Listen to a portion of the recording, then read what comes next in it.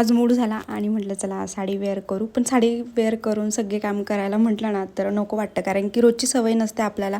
रोज असे आपण मोकळ्या कपड्यांमध्ये राहतो आणि कधीतरी साडी वगैरे घालतो ना तर थोडंसं काम करायला कठीण जातं. आता इथे ह्या पाऊचचं ना मी सगळं तेल रिकामं केलं होतं. इवन मी ते सगळं पोळ्यांना वगैरेही लावून घेतलं आणि तेव्हा ते फेकलं. आता बचत करावी लागते ना, कारण की संसार चालू झाला आहे.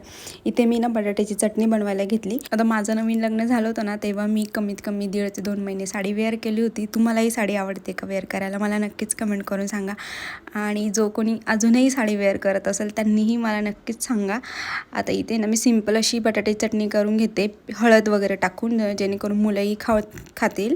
आणि कसं असतं, भाजीतूनच भाजी मी मुलांना देत राहते, कारण की आता ते वर्षाचेही झालेले आहे आणि थोडंसं कसं तिखट वगैरेही त्यांना द्यायला चालू केलेलं आहे, कारण की पुढे जाऊन ना त्या गोष्टीचा मला त्रास व्हायला नको. कारण की मुलं ना आता जर नाटकं करायला लागली ना पुढे जाऊन मग त्यांचे खायचे चोचलेही वाढतात. मुलं जसे वर्षाचे झाले ना तर तीर्थाचा प्रयत्न चालू आहे, उभं राहायचं आणि चालायचं.